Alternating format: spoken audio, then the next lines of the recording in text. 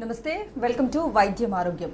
ఇవాల్టి వైద్య ఆరోగ్యంలో పురుషుల్లో సంతానలేమి సమస్యకు కారణాలేంటి, పురుషుల్లో ఎలాంటి అలవాట్ల వల్ల సంతానలేమి సమస్య వస్తుంది, ఈ సమస్యను గుర్తించడం ఎలా, ఎలాంటి లేటెస్ట్ ట్రీట్మెంట్స్ అందుబాటులో ఉన్నాయి, మనతో వివరించడానికి మనతో ఉన్నారు హెగ్డే ఫర్టిలిటీ నుండి doctor Jasmine Salkar, consultant reproductive medicine, MBBS, DGO, DNB fellowship in reproductive medicine. వారిని అడిగి మరిన్ని విషయాలు తెలుసుకుందాం. హలో అండి, welcome to our studio. Hello. అసలు మెయిల్స్లో ఇన్ఫర్టిలిటీ గల రీజన్స్ ఏంటండి? అది జనరలీ పిల్లలలేమి సమస్య అంటే ఒక కపుల్ ఒక సంవత్సరం దాకా ఏమి కుటుంబ నియంత్రణ పద్ధతి వాడకుండా అప్పుడు కూడా ప్రెగ్నెన్సీ రాకపోతే ఫర్టిలిటీ స్పెషలిస్ట్ దగ్గర వెళ్ళి వాళ్ళకి టెస్ట్ చేసుకోవాలి. సో అది టెస్ట్ చేసినప్పుడు మనకి ఐడియా వస్తుంది అది ఓన్లీ స్త్రీ సైడ్ నుంచి ప్రాబ్లం ఉంటాయి, లేకపోతే అది మగవారులకి కూడా ప్రాబ్లం ఉన్నాయి. సో యూజువల్గా అయితే 1/3 మందికి అయితే స్త్రీ సైడ్ నుంచి ప్రాబ్లమ్స్ ఉంటాయి, 1/3 మందికి అయితే పురుష్ సైడ్ నుంచి ప్రాబ్లమ్స్ ఉంటాయి. దానికి మనం అయితే మేల్ ఫ్యాక్టర్ ఇన్ఫర్టిలిటీ అంటాము. ఇంకా 1/3 రిమైనింగ్ 1/3కి అయితే ఇద్దరు భార్యాభర్తకి ప్రాబ్లమ్స్ ఉంటాయి. సో ఎప్పుడు అయినా పిల్లలలేమి సమస్య గురించి ఫర్టిలిటీ స్పెషల్ దగ్గర వెళ్తే యూజువల్గా భార్యాభర్త ఇద్దరు కలిసి వెళ్తే వాళ్ళకి డీటెయిల్గా ఇవాల్యుయేషన్ చేయొచ్చు. ఓకే, సో మ్యారేజ్ అయిన ఎంత కాలానికి ఇన్ఫర్టిలిటీ సమస్య ఉందని తెలుసుకోవాలంటారు? యూజువలీ 1 ఇయర్ దాకా పెళ్ళి అయ్యాక ట్రై చేశాక వాళ్ళకి ప్రెగ్నెన్సీ రాకపోతే అప్పుడు అయితే వాళ్ళు వెళ్ళొచ్చు. బట్ ఇక్కడే మనం ఈరోజు అయితే మేల్ ఫర్టిలిటీ గురించి చూస్తాము, correct? So let us move on to the causes of male infertility. అది మగవాళ్ళకి ప్రాబ్లమ్స్ ఉన్నట్టు వల్ల 2 పాయింట్స్లో ఉండొచ్చు. ఒకటి అయితే టెస్టీస్లో స్పర్మ్ ఉత్పత్తికి ప్రాబ్లమ్స్ ఉండొచ్చు. సెకండ్ అయితే అది స్పర్మ్స్ బయట వచ్చి దారి దగ్గర అక్కడే మేల్ ట్యూబ్స్ ఉంటాయి, దానికి మనం అయితే వాస్ డెఫరెన్స్ అంటాము. ఆ వాస్ డెఫరెన్స్లో బ్లాకేజ్ వల్ల స్పర్మ్స్ బయట రాకపోవచ్చు. సో ముందు మనం అయితే స్పర్మ్ ఉత్పత్తికి ఏమేమి ప్రాబ్లమ్స్ ఉండొచ్చు, కారణాలు ఏంటి అని చూస్తాము. సో స్పర్మ్ ఉత్పత్తికి ప్రాబ్లమ్స్ కొంతమందికి అయితే హార్మోనల్ డెఫిషియన్సీ వల్ల రావచ్చు. మేల్ హార్మోన్స్ తక్కువ ఉంటే, లేకపోతే బ్రెయిన్ నుంచి సిక్రీట్ అయిన హార్మోన్స్ తక్కువ ఉంటే వాళ్ళకి టెస్టీస్ అట్రాఫీ అయ్యాక స్పర్మ్ ప్రొడక్షన్ సరిగా ఉండకపోవచ్చు. సెకండ్ ఏంటంటే కొంతమందికి జెనెటిక్ డిజీజెస్ ఉంటాయి, అది Y క్రోమోజోమ్లో చిన్న లోపాలు ఉంటే అప్పుడు కూడా స్పర్మ్ ఉత్పత్తి తగ్గుతుంది. నెక్స్ట్ ఏంటంటే వారికోసీల్ అని ఒక కండిషన్ ఉంటుంది. అప్పుడు టెస్టీస్ పక్కన అన్ని వెయిన్స్ ఎన్లార్జ్ అయ్యాక so what ever heat is transmitted to the testes, అప్పుడు స్పర్మ్ ఉత్పత్తి తగ్గుతుంది. But how much the fertility is affected in వారికోసీల్, it will be decided by the severity of varicocele. So that is one of the reasons. Varicocele usually అయితే out of 100 15 మేల్స్కి దొరుకుతుంది. Next ఏంటంటే కొంతమందికి chronic medical conditions ఉంటాయి, uncontrol diabetes వాళ్ళకి, ఇంకా uncontrol thyroid problems. కొంతమంది అయితే chronic medical illness గురించి అది కొన్ని మెడికేషన్స్ యూస్ చేస్తారు, ఆ మెడికేషన్స్కి కూడా సైడ్ ఎఫెక్ట్స్ ఉండొచ్చు, అప్పుడు కూడా స్పర్మ్ ప్రొడక్షన్ తక్కువ ఉండొచ్చు. ఇంకా ఈ మధ్యలో జీవనశైలి చాలా మారిపోయింది, అది అన్హెల్దీ ఫుడ్ తినడం, జంక్ ఫుడ్ ఎక్కువ తినడం, ఎక్సర్సైజ్ రెగ్యులర్గా చేయకపోతే, సిడెంటరీ లైఫ్ స్టైల్, ఒక ప్లేస్లో కూర్చోడం, పని చేయడం. ఇంకా కొంతమంది ఓవర్ వెయిట్ ఉంటారు, ఒబీస్ ఉంటారు వాళ్ళకి. ఇంకా క్రానిక్ స్మోకర్స్, ఆల్కహాల్ ఎక్కువ తాగడం, ఈ అన్ని కారణాలు కలిపి it can cause decrease sperm production. So అప్పుడు కూడా స్పర్మ్ కౌంట్ తక్కువ ఉండొచ్చు. ఇంకా కొంతమందికి వర్క్ ప్లేస్లో అది chemical exposure, pesticide exposure, radiation exposure, కొంతమందికి హీట్, అది ఫ్యాక్టరీస్లో ఫర్నెసెస్ ఉంటాయి, హీట్ ఎక్స్పోజర్, అప్పుడు కూడా టెస్టిస్కి ఎఫెక్ట్ అయ్యి స్పర్మ్ కౌంట్ తగ్గుతుంది. ఇంకా కొంతమందికి చిన్నప్పుడు అన్డిసెండెడ్ టెస్టీస్ ఉంటే, లేకపోతే ఏది అనే ఇంజురీ వల్ల, ట్రామా వల్ల టెస్టిస్ ట్విస్ట్ అయితే అప్పుడు కూడా టెస్టిస్కి డ్యామేజ్ అయ్యాక స్పర్మ్ ప్రొడక్షన్ తగ్గుతుంది. క్యాన్సర్ ట్రీట్మెంట్ అయ్యాక కీమోథెరపీ, రేడియేషన్ థెరపీ వాళ్ళకి అది టెస్టిస్కి డ్యామేజ్ అయ్యా they can affect the fertility. Second ఏంటంటే అది స్పర్మ్ బయట వచ్చి దారిలో ట్యూబ్స్లో, అది మేల్ ట్యూబ్స్ ఉంటాయి, వాస్ డెఫరెన్స్ అంటాము, దానికి బ్లాకేజ్ ఉండొచ్చు. బ్లాకేజ్కి కారణాలు అంటే అది chronic sexually transmitted infections, chlamydia, gonorrhoea, లేకపోతే జెనైటల్ టీబీ ట్యూబర్క్యులోసిస్ వల్ల ఆ ట్యూబ్స్ డ్యామేజ్ అయ్యాక స్పర్మ్ ఉత్పత్తి అయితే ఉంటుంది, అది కణాలు ఉత్పత్తి జరుగుతుంది, కానీ అది కణాలు బయట రాకపోవచ్చు. So that is one of the causes. ఇంకా ఒక సిస్టిక్ ఫైబ్రోసిస్ అని జెనెటిక్ డిజీజ్ ఉంటుంది, అప్పుడు కూడా అది అసలు ట్యూబ్స్ డెవలప్ అవ్వద్దు. సో అప్పుడు కూడా ఇది సమస్య కనిపిస్తుంది. ఇంకా అపార్ట్ ఫ్రమ్ దీస్ 2 పాయింట్స్, భార్యాభర్త కలిసినప్పుడు కూడా కొన్ని మేల్స్కి ఇబ్బంది ఉండొచ్చు, erectile dysfunction, ఇజాక్యులేటరీ dysfunction. So all these together can lead to male factor infertility. Okay, call ఉన్నారు మ్యామ్. షారుఖ్ ఖాన్ మందమరి నుంచి కాల్ చేస్తున్నారు. నమస్తే అండి. హలో మేడం, నమస్తే నమస్తే. మాట్లాడండి. మేడం, మాకు మ్యారేజ్ అయ్యి 3 years అవుతుంది. ఓకే మాకు ఫస్ట్ ప్రెగ్నెన్సీ అయింది 3 monthsకి మ్యారేజ్ అయినాక. ఓకే 3 months ప్రెగ్నెన్సీకి పోయింది. ఓకే ఎన్ని వీక్స్కి పోయింది ఆ ప్రెగ్నెన్సీ? 2 months 3 months అయ్యాక పోయింది. ఓకే, ఇప్పుడు మళ్ళీ అవ్వట్లేదు. ఇక ఆ ప్రెగ్నెన్సీ న్యాచురల్గా వచ్చిందా లేకపోతే ట్రీట్మెంట్ అయ్యాక వచ్చింది? ట్రీట్మెంట్ అది ఏం లేదు, న్యాచురల్ వచ్చింది. న్యాచురల్గా వచ్చిందా? మీ సైడ్ నుంచి టెస్ట్ చేశారు? నా సైడ్ నుంచి టెస్ట్ చేసిరు. హలో హలో చెప్పండి. మళ్ళీ ఇప్పుడు కావట్లేదు. ఇక ఫస్ట్ అయ్యి పోయింది, మళ్ళీ కావట్లేదు. అవునా, మీరు ఎక్కడైనా అది డాక్టర్కి చూపెట్టారా? చూపెట్టినాం. చూపెడితే అప్పుడు ఫస్ట్ ప్రెగ్నెన్సీ అయినప్పుడు 3 months ఉన్నప్పుడు పెరుగుతలేరు అని చెప్పి తీసేయాలని చెప్పి తీసేసారు, ప్రాబ్లం ఉందని. ఓకే, ఈ అప్పటి నుంచి మళ్ళీ ఇప్పటి వరకు కావడం లేదు. ఇన్ని హాస్పిటల్ తిరిగినాం, హైదరాబాద్ లో కూడా చూపెట్టుకున్నాం. ఓకే. సో యూజువల్గా అయితే ట్రీట్మెంట్ చేసిరు. యూజువల్గా అయితే 1 miscarriage వాళ్ళకి అయితే it is seen in 18 to 20% of the pregnancies. One single miscarriage అయ్యాక డీటెయిల్ టెస్ట్కి అవసరం ఉండదు. కానీ మీకు అయితే ఫస్ట్ మిస్క్యారేజ్ తర్వాత ఇప్పటివరకు ప్రెగ్నెన్సీ రాకపోతే మీ ఇద్దరు భార్యాభర్తకి టెస్ట్ చేసుకోవాలి. బేసిక్ మీ భార్యకి అయితే అది స్కానింగ్ ఉంటుంది, ఇంకా అయితే డీటెయిల్గా హార్మోన్ ఇవాల్యుయేషన్ ఉంటుంది. ఇవన్నీ 2 చూసుకొని అన్నీ ఓకే ఉంటే నెక్స్ట్ ప్రెగ్నెన్సీకి ప్లాన్ చేయొచ్చు. ఇంకా మీ సైడ్ నుంచి కూడా వీర్యం కణాలు టెస్ట్ పరీక్ష చేసుకోవాలి, అది వీర్యం కణాలు ఎలా ఉన్నాయి అని చూసుకోవాలి. ఈ 2 బేసిక్ ఇవాల్యుయేషన్ అయ్యాక ప్రెగ్నెన్సీ ఏదైనా ప్రాబ్లం ఉంటే దాని ప్రాబ్లం బట్టి మీకు usually fertility specialist will advise the treatment. Okay అండి, 1 more కాలర్ ఉన్నారు. శ్రీనివాస్ హైదరాబాద్ నుంచి కాల్ చేస్తున్నారు. నమస్తే అండి. మేడం నమస్తే మేడం. మాట్లాడండి, డాక్టర్ గారు ఉన్నారు. చెప్పండి. మేడం నమస్తే మేడం. మేడం, మీరు ఇంత ముందుకు అన్నారు కదా, అది ట్యూబ్స్ అనేది బ్లాక్ అయితే అదని. అవును, అది మేల్ సైడ్ నుంచి వైఫ్లో ఎలా ట్యూబ్స్ ఉంటాయి, ఫాలోపియన్ ట్యూబ్స్, మేల్స్లో కూడా ఎలా ట్యూబ్స్ ఉంటాయి, వాస్ డెఫరెన్స్ అని అంటాము. చెప్పండి. అదే మేడం, నాగిరంగా సేమ్ అదే ప్రాబ్లం ఉంది. ట్యూబ్స్ అనేది బ్లాక్ అయిందని చెప్పారు.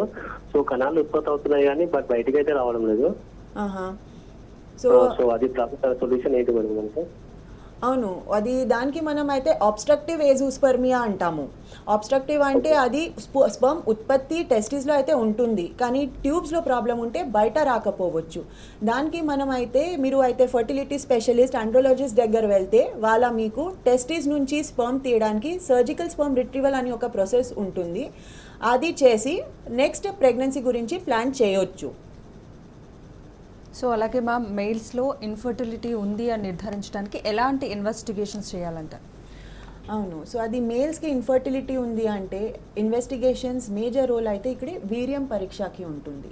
సో వీర్యం పరీక్ష మంచి ఫర్టిలిటీ సెంటర్లో ఒక ఆండ్రోలాజిస్ట్ ద్వారా చేస్తే మీ దగ్గర రిపోర్ట్ కరెక్ట్ ఉంటుంది. సో వీర్యం పరీక్ష కోసం WHO వరల్డ్ హెల్త్ ఆర్గనైజేషన్ కొన్ని గైడ్లైన్స్ ఇచ్చారు. ఆ గైడ్లైన్స్ ప్రకారం మల్టిపుల్ ఫీచర్స్ వీర్యంకి చూస్తారు. ఇంకా అది ఈ అన్ని ఫీచర్స్ నుంచి 3 ఫీచర్స్ చాలా ఇంపార్టెంట్ మనకి ఫర్టిలిటీ గురించి.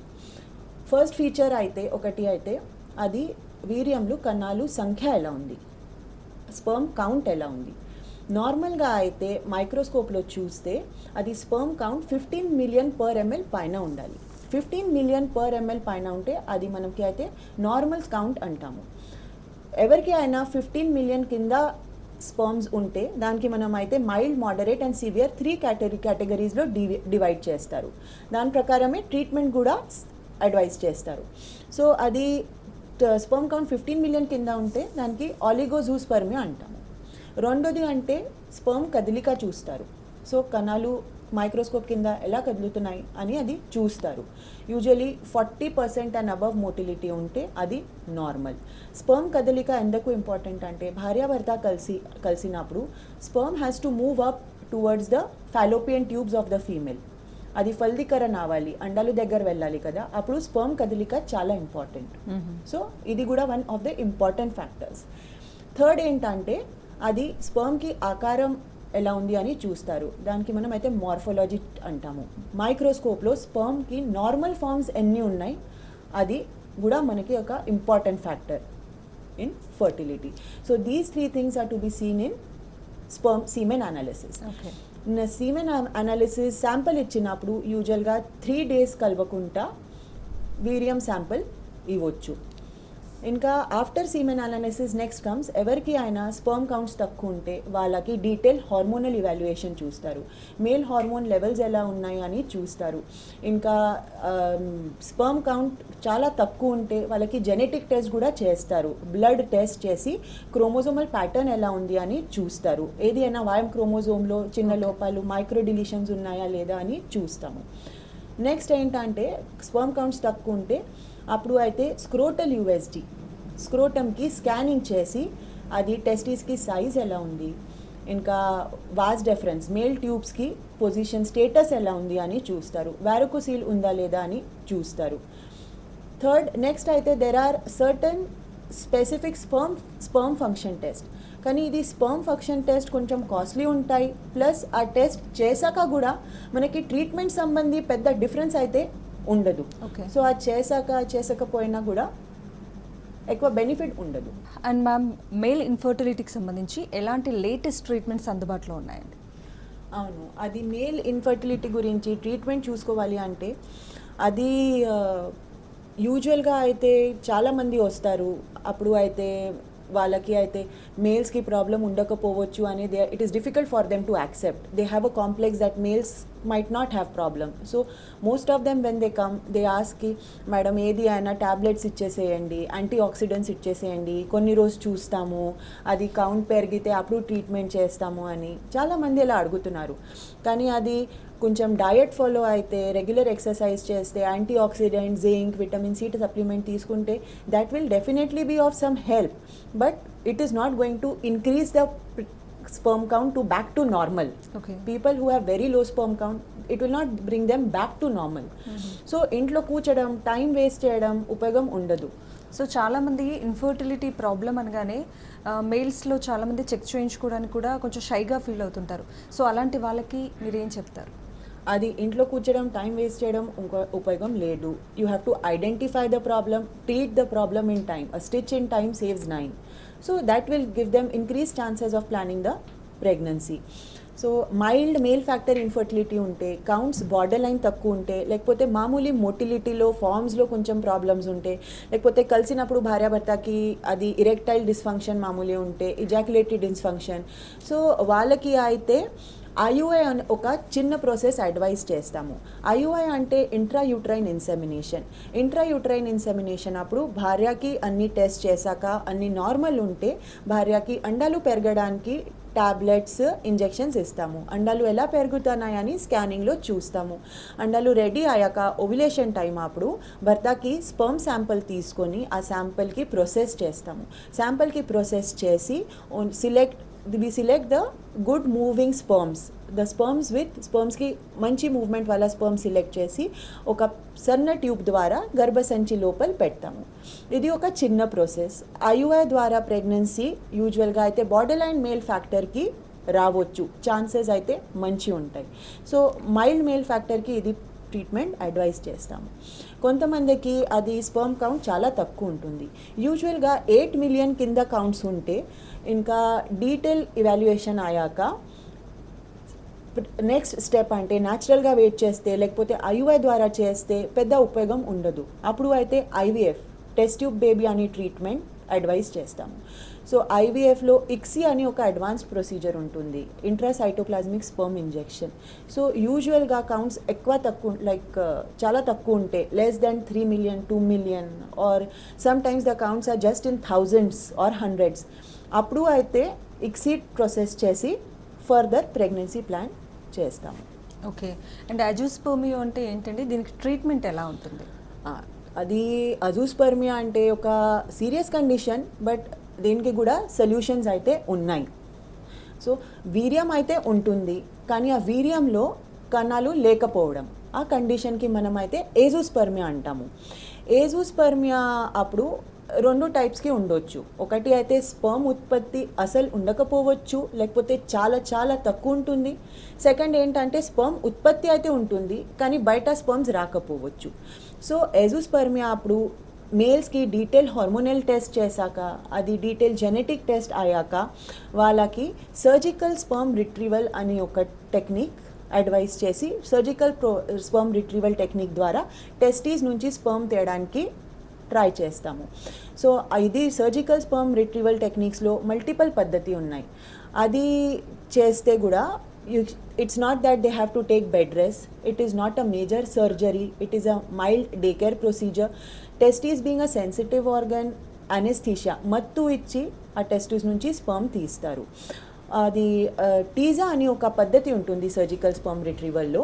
సో ఆ టీజా పద్ధతిలో ఒక నీడల్ టెస్టీస్ మత్తు ఇచ్చి నీడల్ టెస్టీస్లో పెట్టి ఒక చిన్న ముక్క తీసి మైక్రోస్కోప్ కింద స్పర్మ్ ఉందా లేదా అని చూస్తారు. స్పర్మ్ ఉంటే ఆ స్పర్మ్ తీసుకొని ఐవీఎఫ్ ఇక్సీ ప్రొసీజర్ ద్వారా ప్రెగ్నెన్సీకి ప్లాన్ చేయొచ్చు. అది ఒకవేళ టీజాలో స్పర్మ్స్ దొరకకపోతే అప్పుడు అయితే నెక్స్ట్ పద్ధతి అది మైక్రోటీజియా అని ఉంటుంది. సో మైక్రోటీజియా అంటే అది టెస్టీస్లో ఒక చిన్న కట్ ఇచ్చి, అప్పుడు కూడా మత్తు ఇస్తారు, టెస్టీస్లో చిన్న కట్ ఇచ్చి మల్టిపుల్ సెక్షన్స్ నుండి మల్టిపుల్ బయాప్సీ తీసి దాంట్లో అది మైక్రోస్కోప్లో చూస్తారు స్పర్మ్ ఉందా లేదా అని. So usually 20 to 30% of the males we find the sperm during these procedures. Okay. So cancer ఉన్న మగవాళ్ళలో కనుక ఈ ఇన్ఫర్టిలిటీ ప్రాబ్లం ఉంటే ఎలాంటి ట్రీట్మెంట్ని ఎంపిక చేస్తారండి?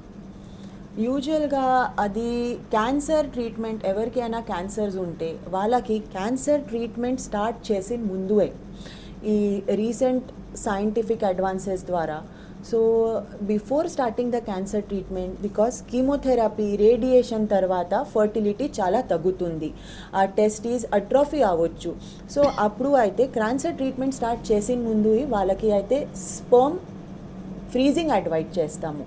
అంటే వాళ్ళ multiple semen samples with a gap of 1 day or even in 1 day 2 to 3 samples they can go to a fertility center.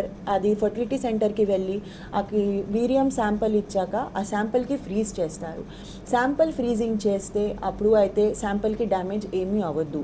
Freezing you can keep it for multiple years as long as you wish. ఫ్యూచర్లో ఎప్పుడైనా వాళ్ళకి pregnancy కావాలి అప్పుడు ఆ sample use చేసి IVF ICSI అని treatment చేయొచ్చు. So this is one of the very important things for fertility preservation. Fertility preservation wife even for females it is done. Okay. So call ఉన్నారండి, శ్రీశైలం హైదరాబాద్ నుంచి కాల్ చేస్తున్నారు. నమస్తే అండి. నమస్కారం మేడం. మాట్లాడండి. నమస్తే చెప్పండి. అయితే నా మ్యారేజ్ అయ్యి 10 years అవుతుందండి. హలో చెప్పండి. మ్యారేజ్ అయ్యి 10 years అయింది కదా? అవు చెప్పండి. నెక్స్ట్ మ్యారేజ్ అయినాక 3 ఏళ్ళకు పాప పుట్టిందండి. ఒక బాబు ఉన్నారు. పాప పుట్టింది 3 years కి. ఓకే. ఆ తర్వాత ఇంకొకరు రాలేదు. నెక్స్ట్ ప్రెగ్నెన్సీ రాలేదంటే పాప రాలేదు. అవునా? సో మీరు ఎవరికైనా చూపెట్టారు? మీరు డాక్టర్ దగ్గర వెళ్ళి చూపియాలి, మీ ఇద్దరికి టెస్ట్ చేసుకోవాలి. సో దిస్ ఇస్ కాల్డ్, మీ ఇద్దరికి టెస్ట్ చేస్తే మనకి ఐడియా వస్తుంది ప్రాబ్లం ఎక్కడే అని, దాని ప్రకారం ట్రీట్మెంట్ చేయొచ్చు. So this is what we call as secondary subfertility. అది అస్సలు ప్రెగ్నెన్సీ రాకపోయిన వాళ్ళ ఉంటారు, వాళ్ళకి అయితే ప్రైమరీ ఇన్ఫర్టిలిటీ అంటాము. కొన్ని మందికి ఫస్ట్ బేబీ ఉంటారు, లేకపోతే అబార్షన్స్ అయినట్టు వాళ్ళ ఉంటారు, కానీ సెకండ్ ప్రెగ్నెన్సీ అవ్వట్లేదు. So this is we called as secondary subfertility. Even though they have one baby or they have a miscarriage, that does not mean that there is no problem in the male or the female.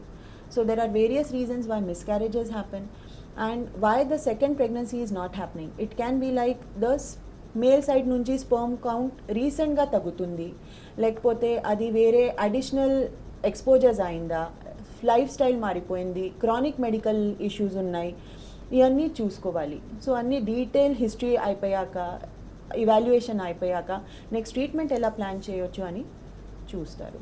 So treatment సమయంలో ఎలాంటి జాగ్రత్తలు తీసుకోవాలంటారు mails?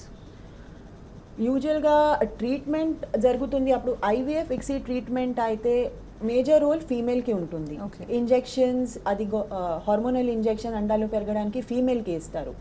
ఏజూస్పర్మియాకి లేకపోతే లో sperm కౌంట్కి IVF చేసినప్పుడు కూడా ఐవీఎఫ్కి success rate వచ్చి around 60% ఉంటుంది. Okay. అన్నీ అది కూడా ఫీమేల్ సైడ్ నుంచి ప్రాబ్లమ్స్ లేకుంటే.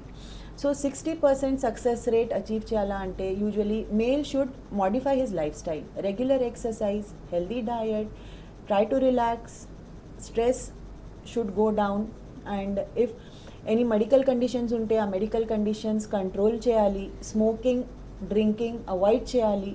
సో ఇవన్నీ చేస్తే కొన్ని యాంటీ ఆక్సిడెంట్స్, విటమిన్ సి ఇవన్నీ ఇస్తే, జింక్, విటమిన్ డి సప్లిమెంట్స్, అప్పుడు కొంచెం కౌంట్స్ ఇంప్రూవ్ అవుతాయి. ఇంకా రీకరెంట్ ఐవీఎఫ్ ఫెయిలియర్ ఉంటే లేకపోతే కొంతమందికి కౌంట్స్ చాలా తక్కువ ఉంటే వాళ్ళకి ఒక డిఎఫ్ఐ అని అడిషనల్ టెస్ట్ కూడా చేస్తాము. DFI is DNA fragmentation index. DNA fragmentation index ఆ టెస్ట్ చేసి నార్మల్గా కూడా DNA fragmentation index there are breaks in the DNA of the sperm. It is normally 5 to 10%. ఎవరికి అయినా 25% పైన ఉంటే వాళ్ళకి అది ఐవీఎఫ్ అప్పుడు సీమెన్ శాంపుల్కి ప్రాసెస్ చేస్తారు కదా. సీమెన్ శాంపుల్ ప్రాసెసింగ్కి డిఫరెంట్ మెథడ్స్ ఉంటాయి. మైక్రోఫ్లూయిడిక్స్ అని ఒక టెక్నిక్ ఉంటుంది, ఇంకా మ్యాగ్నెటిక్ అసార్టెడ్ సెల్ సార్టింగ్, ఈ 2 పద్ధతి యూజ్ చేసి మంచి good morphology sperms, good moving sperms select చేసి IVF test tube baby treatment చేస్తారు. ఓకే. సో మెయిల్స్లో అసలు ఇన్ఫర్టిలిటీ ప్రాబ్లం రాకుండా ఉండటానికి ఎలాంటి డైట్ తీసుకోవాలంటారు? అండ్ ఇంతకుముందు మీరు చెప్పారు ఈవెన్ డ్రింకింగ్ అండ్ స్మోకింగ్ కూడా చేయకూడదండి, దాంతోపాటు ఇంకెలాంటి డైట్ తీసుకోవాల్సిన అవసరం ఉంది? Diet, they have to have healthy high protein diet. అది హై ప్రోటీన్ డయట్ అంటే స్ప్రౌట్స్, ఇంకా అదే సోయా చంక్స్, అది పనీర్, కర్డ్స్, ఇది ఎక్కువ తీసుకోవచ్చు. నాన్ వెజ్ తినడం వాళ్ళు అయితే చికెన్, ఫిష్, మీట్ అన్నీ తినొచ్చు, but it should be non fried, non masala food. Carbohydrates ఆలులో లేకపోతే రైస్ కొంచెం తక్కువ తినాలి. So it should be a balance diet. ఇంకా యాంటీ ఆక్సిడెంట్స్ ఎక్కువ ఉండాలి. ఫ్రూట్స్, గ్రీన్ లీఫీ వెజిటేబుల్స్ డయట్లో ఎక్కువ తీసుకోవాలి. విటమిన్ సి, ఏది అయినా fruits like the fruits such as lime, sweet lime, so the amla, అన్ని ఫ్రూట్స్కి విటమిన్ సి ఎక్కువ ఉంటుంది. Vitamin C will help in improving the sperm movement, sperm కదలిక పెరుగుతుంది. సో అది విటమిన్ సి ఎక్కువ తీసుకోవాలి. అడిక్వేట్ విటమిన్ డి ఎక్స్పోజర్ ఉండాలి. ఈ మధ్యలో అందరికీ అయితే ఏసీలో లోపల కూర్చోడం అంటే విటమిన్ డి లెవెల్స్ తక్కువ ఉంటాయి. సో అది విటమిన్ డి లెవెల్స్ చేసుకొని వాళ్ళకి విటమిన్ డి సప్లిమెంట్స్ ఇవ్వచ్చు. ఓకే. సో కాలర్ ఉన్నా మ్యామ్, రమేష్ హైదరాబాద్ నుంచి కాల్ చేస్తున్నారు. నమస్తే అండి. నమస్తే మేడం, నా పేరు రమేష్ అండి. అది చెప్పండి మేడం, మ్యారేజ్ అయ్యి మా బావగారికి 11 years అవుతుందండి. Okay. ఇంతవరకు పిల్లర్ లేదండి. మా సిస్టర్కును మా బావగారికి అండి. కాబట్టి స్పెన్ కౌంట్స్ లో 0 ఉన్నాయండి. ఓకే. అయితే ఇంతవరకు పిల్లలు కాలేదండి. ఇప్పుడు ఎక్కడ చాలా దగ్గర చూపించాము. ఓకే. సో మీరు వాళ్ళకి అయితే కూడా అంటే స్పెన్ కౌంట్ 0 మేడం. 11 years అయింది. ఇంకోటి మా సిస్టర్ కూడా ఒక ట్యూబ్ బ్లాక్ ఉందండి. ఓకే. సో భార్యకి కూడా ట్యూబ్స్ బ్లాక్ ఉన్నాయి అంటే నెక్స్ట్ అంటే ఐవీఎఫ్ఏ ట్రీట్మెంట్ ఉంటుంది. ప్లస్ భారతకి స్పర్మ్ కౌంట్స్ అది ఏజూస్పర్మియా అంటాము. వీర్యంలో స్పర్మ్ లేకపోయిన కండిషన్కి ఏజూస్పర్మియా అంటాము. సో అది భారతకి డీటెయిల్ హార్మోనల్ టెస్ట్ చేయాలి, కొన్ని జెనెటిక్ ప్రాబ్లమ్స్ ఉందా లేదా చూసుకోవాలి. ఈ 2 టెస్ట్ అయిపోయాక వాళ్ళకి ఆల్రెడీ డిస్కస్ చేసాము టీజా, మైక్రోటీజీ, ఈ పద్ధతి ద్వారా టెస్టీస్లో స్పర్మ్ ఉందా లేదా చూసుకొని అది ముందుకి వెళ్ళొచ్చు ఐవీఎఫ్ ట్రీట్మెంట్. ఒకవేళ స్పర్మ్ దొరికితే నెక్స్ట్ ఐవీఎఫ్ ట్రీట్మెంట్ ప్లాన్ చేయొచ్చు.